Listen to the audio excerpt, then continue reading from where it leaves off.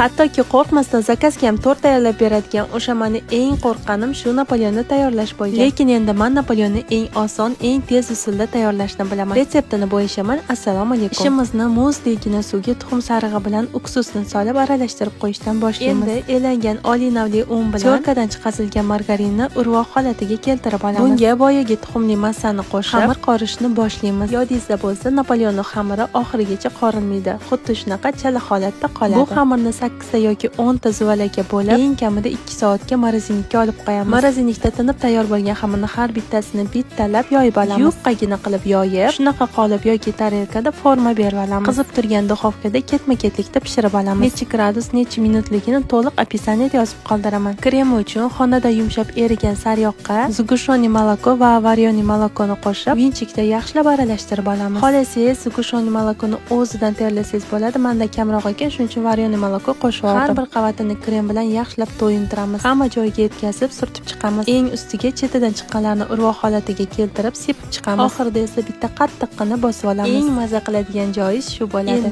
Endi yozib bir Napoleon qilganingizda issiq choyni qo'yib turing. Uni o'rniga maguna turli xil mevalardan tayyorlangan tabiiy ichimliklarni bir ichib ko'ring. Napoleonni esa hoziroq tayyorlashni boshlang.